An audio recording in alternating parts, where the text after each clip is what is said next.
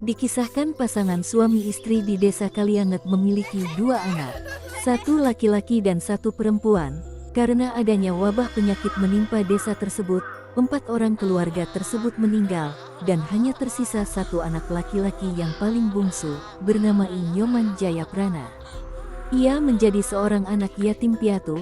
Jayaprana kecil memberanikan diri untuk datang dan mengabdi ke istana.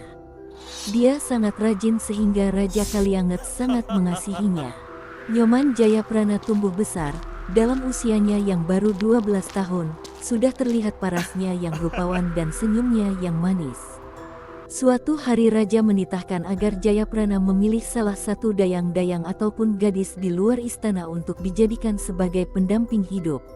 Walaupun dia belum ada niat untuk mencari istri karena masih kanak-kanak, namun dia tidak kuasa menolak. Pada akhirnya Jayaprana menemukan tambatan hatinya seorang gadis jelita bernama Nilayon Sari Putri dari Jero Bendesa dari Banjar Sekar. Menerima laporan dari Jayaprana, sang raja menulis sepucuk surat kepada Jero Bendesa, dan Bendesa setuju. Dipilihlah hari Selasa Legi Kuningan melangsungkan upacara pernikahan mereka. Pada saat menghadap raja, mereka menyembah dengan hormat kepada Sri Baginda Raja. Raja terdiam 1000 bahasa dan terpesona melihat kecantikan Nilayon Sari. Setelah acara pernikahan mereka selesai dan kedua sejoli kembali ke rumahnya, sang raja mengumpulkan semua abdinya meminta pertimbangan untuk memisahkan pasangan tersebut agar Nilayon Sari bisa menjadi istrinya. Dikatakan kalau tidak, maka raja bisa mangkat karena dirundung kesedihan.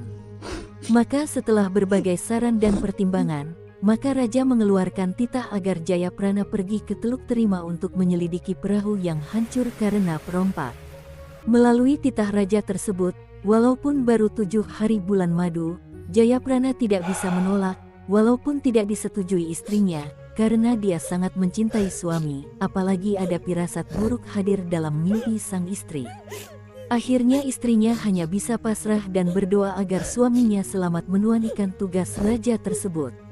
Dalam perjalanan dengan rombongan, Jayaprana sering mendapat firasat buruk dan tahu kalau dirinya akan dibinasakan. Setelah tiba di hutan Teluk Terima, Patih Saunggaling menyerahkan sepucuk surat, yang isinya dia harus dibunuh dan istrinya menjadi milik raja.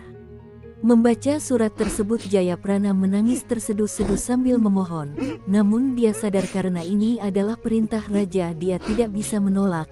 Apalagi merasa dirawat dan dibesarkan raja, seraya mengucurkan air mata mempersilahkan I Saunggaling untuk membunuhnya. Dengan sedihnya I Saunggaling menancapkan pedang tersebut, darah menyembur dibarengi semerbak bau harum, serta ciri-ciri aneh di angkasa dan bumi, seperti angin topan dan gempa bumi. Setelah mayat Jayaprana dikubur dan diyakini makam tersebut bisa kita temukan sampai sekarang di hutan Teluk Terima. Rombongan kembali pulang dengan perasaan sedih. Di perjalanan banyak rombongan yang meninggal karena digigit ular dan diterkam harimau. Kabar meninggalnya Jayaprana sampai di telinga istrinya Nilayon Sari. Betapa sedih dan hancur perasaannya. Karena tidak tahan lagi dan merasa tidak ada gunanya hidup di dunia tanpa suami yang dicintai, akhirnya Layon Sari pun menghunus pisau, menghujamkan ke dadanya. Dia meninggal untuk Masatya mengikuti suaminya ke akhirat.